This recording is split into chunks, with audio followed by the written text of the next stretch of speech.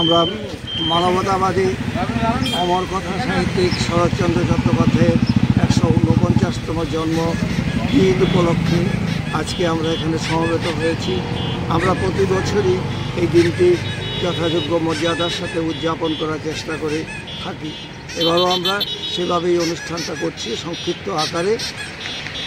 আমরা মনে করি বর্তমান সমাজ অবস্থায় শরৎ সাহিত্য থেকে আরম্ভ করে রবীন্দ্র নজরুল এই সমস্ত সাহিত্য পাঠ এবং এর ব্যাপক প্রচলন ছাত্র যুব সমাজের কাছে হওয়া প্রয়োজন এবং সেই উদ্দেশ্যকে সামনে নিয়েই আমরা স্কুল কলেজ স্তরে প্রবন্ধ এবং অঙ্কন প্রতিযোগিতার ব্যবস্থা করে থাকি এবং শিক্ষক শিক্ষিকাদের আমরা বিশেষভাবে অনুরোধ রাখি যাতে ওনারা ছাত্র সমাজকে অনুপ্রাণিত করেন।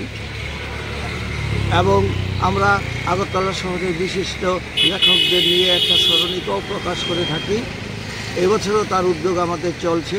আমরা পরবর্তী সময়ে একটি বৃহৎ আকারের অনুষ্ঠানের মাধ্যমে পুরস্কার বিতরণী এবং আগরতলার বিশিষ্ট সাহিত্যিকদের নিয়ে আলোচনা সভার ব্যবস্থা করে থাকি।